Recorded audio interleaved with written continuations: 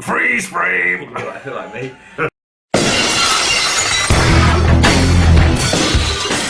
Sustain! Nutrition. Shot sharp one. Joe, subject of today is Training logs. Tracking your training. keep a diary. Why?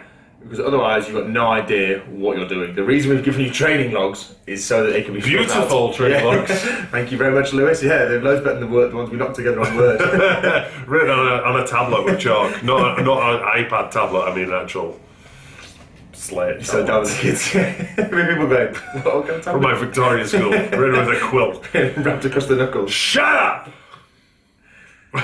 Such a dick. Yeah, don't be that person wandering around the gym aimlessly from machine to machine, just looking at stuff thinking, what should I do now? I'll do this, I'll do that. Stick to your plan, log it, crush it, beat it, progress. That is about 99% of the people who are in a gym who are wandering around with no real idea what exercise they're doing next. Some people know which exercise they're doing, roughly what weight they're doing.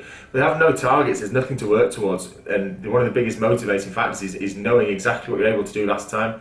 So even if you don't push yourself really hard on the first week, week one, by the time you do those exercise again on week 3, then you've got a baseline to work from. So therefore it's loads easier to then push on and to lift a bit heavier, which is ultimately what everyone to be doing, is get stronger and burn more fat, more energy. And that's it, keeping that log is going to be the difference between progressing and just staying the same. So if you can't remember if you hit 11 reps or 12 reps last time, then you hit, say, 11 reps, and then you're like, oh, I did 11 reps last week.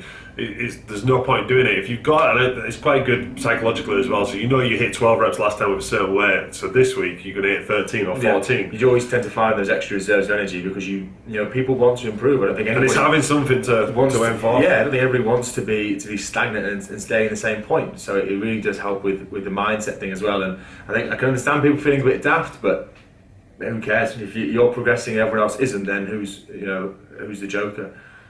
But who? Yeah.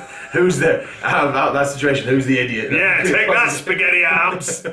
So that's it. Get your log, stick to your log as much as possible. Obviously, there are going to be certain times where you're going to have to maybe substitute an exercise because you don't want to be waiting for a bar or something like that and it's 7 o'clock. Yeah. Monday night, International Chest Day.